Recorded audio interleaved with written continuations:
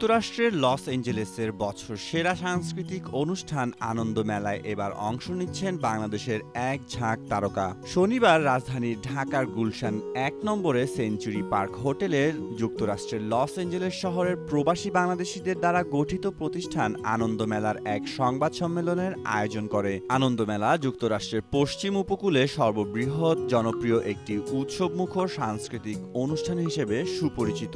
Los Angeles শহর থেকে আগত আনন্দ মেলার বর্তমান চেয়ারম্যান জনাব মোয়াজ্জেম হোসেন চৌধুরী বাংলাদেশের বিভিন্ন গণমাধ্যম প্রতিনিধির কাছে আসন্ন নবম আনন্দ মেলার বর্ণাঢ্য আয়োজনের বিভিন্ন কর্মসূচি নিয়ে বিস্তারিত তথ্য সকলের সামনে তুলে ধরেন। তিনি বলেন, লস এঞ্জেলেস শহরের প্রবাসী বাংলাদেশি ছাড়াও পার্শ্ববর্তী অঙ্গরাজ্য সহ দক্ষিণ ক্যালিফোর্নিয়ার বিভিন্ন শহরগুলো থেকে অসংখ্য প্রবাসী বাংলাদেশিরা সপরিবারে দুদিনব্যাপী আনন্দ মেলার অনুষ্ঠান উপভোগ করার জন্য সমবেত হন।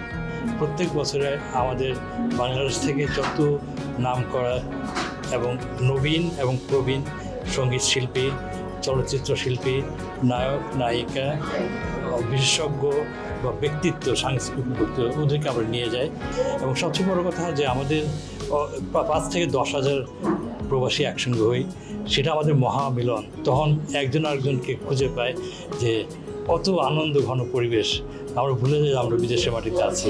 ছোট্ট একটা বাংলাদেশ তৈরি করি সেই অনুষ্ঠানের মাধ্যমে।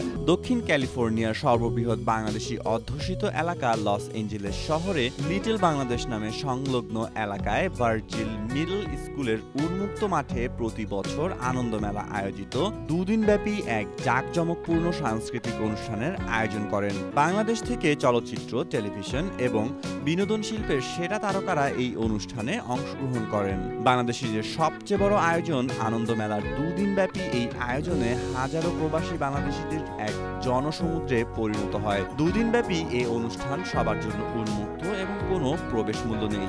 প্রতি বছরের ধারাবাহিকতার অংশ হিসেবে এবার নবমবারের মতো যুক্তরাষ্ট্রের লস এঞ্জেলেস শহরে ১৯ ও ২০ জুলাই ২০২৫ সালে ২ দিন ব্যাপী আনন্দ মেলার এক জমজমাট অনুষ্ঠান হতে যাচ্ছে। লস এঞ্জেলেস শহরের মূল প্রাণকেন্দ্রে বাংলাদেশি অধ্যুষিত এলাকার ভার্জিল মিডল স্কুলের প্রতিদিন বিকাল ৫টা থেকে রাত ১১টা পর্যন্ত এই বিরামহীন সাংস্কৃতিক অনুষ্ঠান চলবে। এছাড়াও থাকছে বিভিন্ন বাংলাদেশি পণ্য সামগ্রী, দেশীয় মুখরোচক খাবার এবং দেশীয় পোশাকের কেনাকাটার সুবিধা।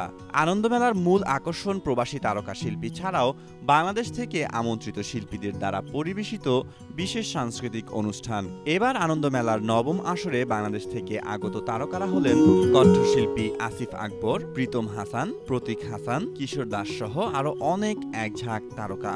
লস এঞ্জেলসে যাওয়ার মূল রিজন হচ্ছে আমাদের ছোট ভাই সিঙ্গার মোহাম্মদ মিলন, যে এরাই গিয়ে এসেছিল। তো মিলন আমাকে বললো যে আলী ভাইয়ের সাথে কথা বলেন, আলী ভাই আপনাকে চাচ্ছে এলেতে।